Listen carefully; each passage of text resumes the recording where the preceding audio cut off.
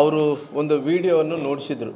ಯಾಕಂದರೆ ಯಾವ ರೀತಿಯಲ್ಲಿ ಅವರು ಗುಂಪಾಗಿ ನಾರಾ ಭರತ್ ರೆಡ್ಡಿಯವರು, ಸತೀಶ್ ರೆಡ್ಡಿಯವರು, ಅವರು ಎಲ್ಲ ಹಿಂಬಾಲಕರ ಜೊತೆಯಲ್ಲಿ ಗುಂಪಾಗಿ ಬಂದು ಜನಾರ್ದನ್ ರೆಡ್ಡಿಯವ್ರ ಮನೆ ದಾಳಿ ಮಾಡೋಂಥ ಟೈಮಲ್ಲಿ ಆ ರಾಜಶೇಖರನಂಥ ಯುವಕ ಏನಿದ್ದನೋ ಪೊಲೀಸರು ಲಾಠಿ ಚಾರ್ಜ್ ಮಾಡೋಂಥ ಟೈಮಲ್ಲಿ ಅವರು ಲಾಠಿ ಚಾರ್ಜ್ ಮಾಡ್ತಾರೆ ಮಫ್ಟಿಯಲ್ಲಿ ಹಿಡ್ಕೊಂಡು.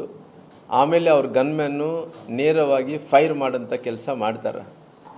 ಅವ್ರು ಫೈರ್ ಮಾಡಿರೋಂಥದ್ದು ಕೇವಲ ನಾರಾ ಭರತ್ ರೆಡ್ಡಿಯವರ ಶಾಸಕರು ಕಣ್ಣೆದುರುಗಡೆ ನಡೆದಿದ್ದರೆ ಕೂಡ ಇದನ್ನು ಅವ್ರ ಪ್ಲ್ಯಾನ್ ತಿರುಚಬೇಕು ಅನ್ನೋಂಥ ಪ್ರಯತ್ನ ಮಾಡಿ ಆ ತಿರುಚೋಂಥ ಪ್ಲ್ಯಾನಲ್ಲಿ ಫೇಲ್ ಆಗಿದ್ದಾರೆ.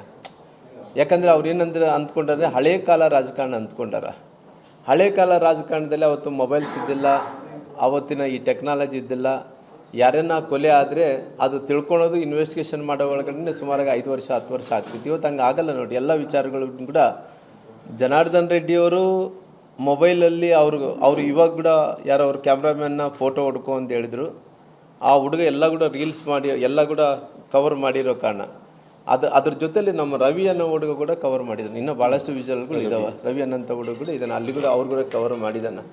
ಅಂದರೆ ಇವೆಲ್ಲ ನೋಡಿದಂಥ ಟೈಮಲ್ಲಿ ನನಗೆ ಫಸ್ಟ್ ಆಫ್ ಆಲ್ ಅವರು ಶಾಸಕರು ಹೇಳಬೇಕಾಯಿತು. ಯಾಕಂದರೆ ನಾವು ಅನೇಕ ಕಡೆ ಜಾಲತಾಣದಲ್ಲಿ ಕೂಡ ಇವತ್ತು ಎಲ್ಲ ಕಡೆ ಕೂಡ ಅವರು ಹಾರಿಸಿದಂಥ ಗುಂಡು ರಾಜಶೇಖರ್ಗೆ ಬಡಿತು ಸತ್ತೋಯ್ತು ಅನ್ನೋಂಥ ಟೈಮಲ್ಲಿ ಕೂಡ ಅವರು ಸಮರ್ಥಿಸ್ಕೊಳಕ್ಕೆ ಹೋಗಿ ತಪ್ಪು ಮಾಡ್ಕೊತ ಏನು ಹೋಗ್ತಾ ಇದ್ದಾನೋ, ಇವತ್ತು ಎಲ್ಲ ರೀತಿಯಲ್ಲೂ ಕೂಡ ಎಲ್ಲ ವಿಡಿಯೋಗಳು ಬಂದ ನಂತರ ಕೂಡ ಇಲ್ಲಿ ತನಕ ಯಾಕೆ ಬಂಧಿಸಿಲ್ಲ ಅನ್ನೋಂಥದ್ದು ಸರ್ಕಾರಕ್ಕೆ ನಾನು ಪ್ರಶ್ನೆಯನ್ನು ಕೇಳ್ತೀನಿ.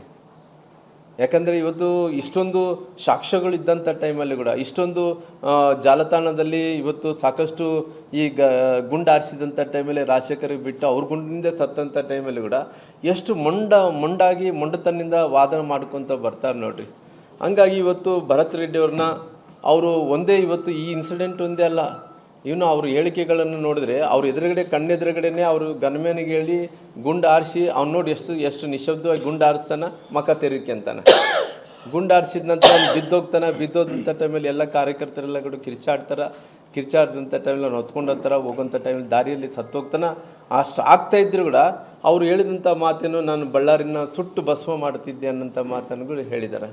ಆ ಸುಟ್ಟು ಭಸ್ಮ ಮಾಡ್ತೀನಿ ಅಂತ ಹೇಳಿದಂಥ ಟೈಮಲ್ಲಿ ಕೂಡ ಇಲ್ಲಿ ತನಕ ಇದೆ ಯಾವುದೇ ಕ್ರಮವನ್ನು ಕೂಡ ಇಲ್ಲಿ ತನಕ ತೊಗೊಂಡಿಲ್ಲ.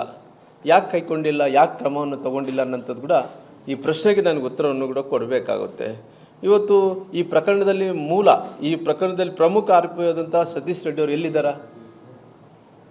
ಈ ಪ್ರಮುಖವಾದಂಥ ಆರೋಪಿಯಾದಂಥ ಸತೀಶ್ ರೆಡ್ಡಿಯವರು ಬೆಂಗಳೂರದಲ್ಲಿಟ್ಟು ರಾಜ್ಯಾದ್ಯಂತನೂ ಕೊಡ್ತಾ ಇದ್ದಾರೆ, ಎಲ್ಲ ಫೆಸಿಲಿಟಿ ಕೊಡ್ತಾ ಇದ್ದಾರೆ.